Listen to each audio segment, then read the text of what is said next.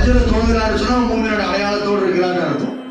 ஏன் அந்த நேரம் 5 நேரம் தொழுகையில லொஹர் தொழுதுருவாரு, அஸ்ர் தொழுதுருவாரு, மக்ரிப தொழுதுருவாரு, இஷாவை தொழுதுருவாரு. ஆனா ஃபஜ்ர் தொழுகை ரொம்ப டயர்டா இருக்கு, தூங்கிட்டேன். அப்ப ஈமான கொண்டு நல்லா எங்க வைக்கிறான்? ஈமான டெஸ்ட் எல்லாம் எங்க வைக்கிறான்? ஈமான பரிசோதனை எல்லாம் எங்க வைக்கிறான்? ஃபஜ்ருடைய தொழுகை அல்லாஹ் ரப்பல் ஆலமீன் வைக்கின்றான். ஒரு தூக்கம் பெருசா தெரியும், சைத்தான் வந்து தூக்கத்தை உங்களுக்கு பெருசா காட்டுவான். இனி 10 நிமிஷம் இருக்குதுமா, இனி 5 நிமிஷம் இருக்குதுமா, வாங்க சொல்லலையுமா, காமத்து கொடுக்கலையுமா, இன்னும் யாரு வரலன்னு சொல்லுவான் சைத்தான்.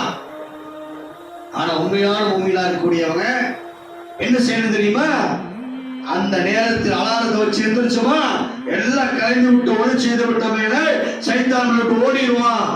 மனிதனுக்கு எது முடியாதுன்னு சொல்றானோ, எது இன்பம் நினைக்கிறேன் அதை தியாகம் பண்ணிட்டு வாப்பா.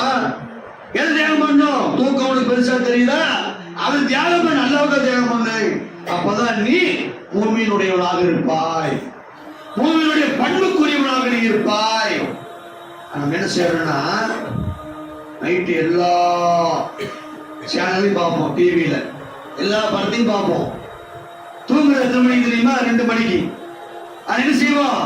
ஃபஜ்ருடைய தொழுகை தெரிவிக்க மாட்டோம். அப்ப எதுக்கு முக்கியத்துவம் கொடுக்கிறோம்? இந்த பேருக்கெல்லாம் முக்கியத்துவத்தை கொடுத்து விட்டு மறுமையில வெற்றி பெறக்கூடிய அந்த மறுமையில சுவனத்தை தர இருக்கின்ற அந்த ஃபஜ்ருடைய தொழுகை நம்ம தொழுகாம சொன்ன அல்லாஹ் இந்த இடத்துல தான் நீ மூமினா இல்லையா என்பதை அல்லாஹ்வுக்கு டெஸ்டிங் பண்ணலாம்.